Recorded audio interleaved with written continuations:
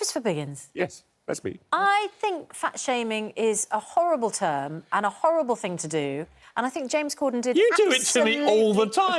You literally do it to me on a weekly basis. You fat-shame me. That's literally not true. And there you are going, I would never... It's awful. I would never do it. I wouldn't do it. I would never do it, you big Timble barrel. Right, that's what you call me. Never said that in my life. I think the problem is, and James is right in this particular instance, is, for instance, wouldn't it be... I mean, you know, here's Danni, who's a fitness instructor. Gorgeous. A little bit too thin for me, if you ask me, because I think you've got a few bones sticking out. What? You know.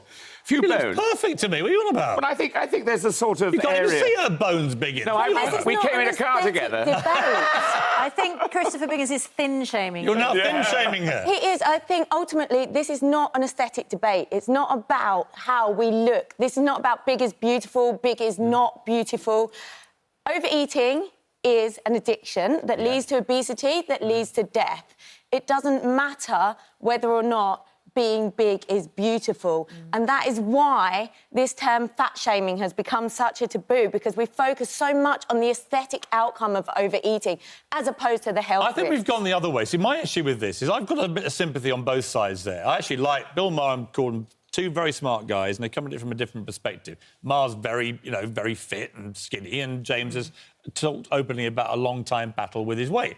And I'm carrying a bit extra and would like to lose it, right? You've talked about it over the years of being up and down on weight and stuff. Absolutely. My issue is this. It's moved away from a debate about whether you're a bit overweight and what you should do to a celebration of morbid obesity. We're now in an era where, because we're in the victimhood era, no one's allowed to say anything negative to anybody. I think it would be terribly dull and boring if everybody, let's from a male point of view, looked like David Beckham. Yeah.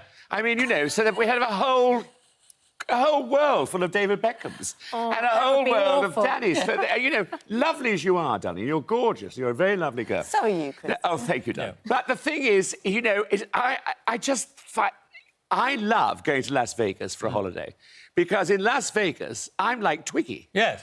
Because you do see people waddling, families, families, waddling. But you do in this country now. We have the worst youth obesity crisis in Europe. And I do think it's bad. We are breeding a bunch of couch potato fat kids, right? Yeah. And the answer is not to tell them every day how wonderful being super fat is. Oh, come on. Did you hear what James Corden said?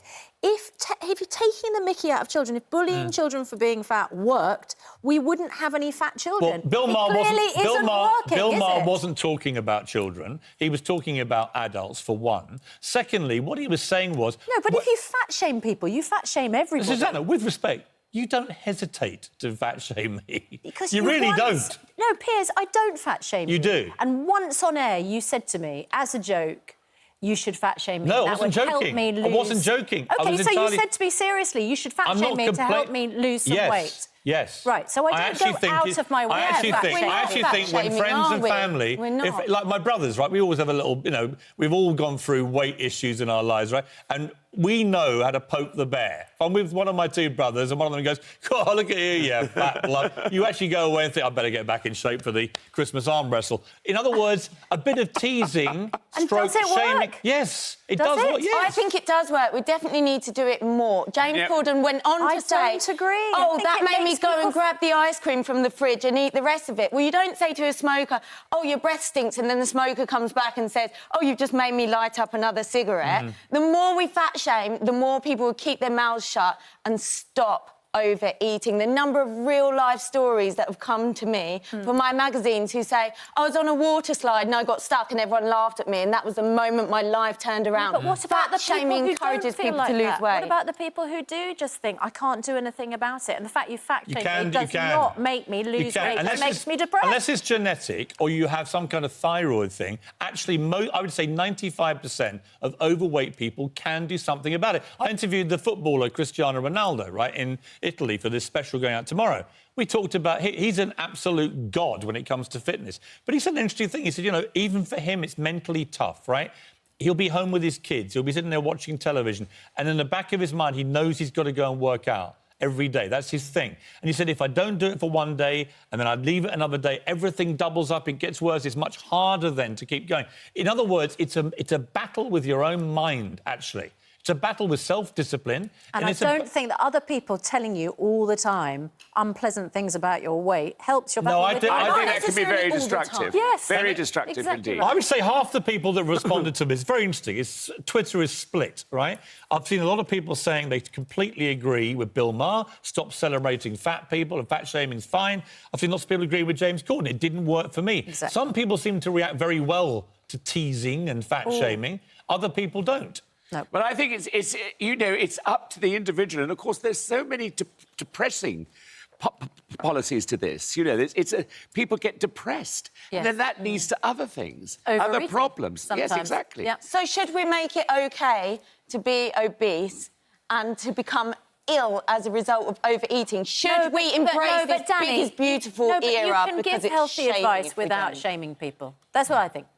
And that's people what I'm can- going to How? be... We're pussyfooting around it. We need to say, listen, fat is not necessarily ugly, but it's killing you. It's clogging up your arteries. It's causing more cancers than But some there types are of a lot smoking. there are a lot It is of bad. thin Fat is people dying. bad. A lot of thin people dying from anorexia, from all sorts of different diseases. Yeah, Not nearly as many, though. But I would say both is bad. Like Victoria Beckham always puts these emaciated models on her catwalks. I hate that too. Awful. You shouldn't celebrate that. No. And you shouldn't celebrate morbid obesity. Absolutely. Right?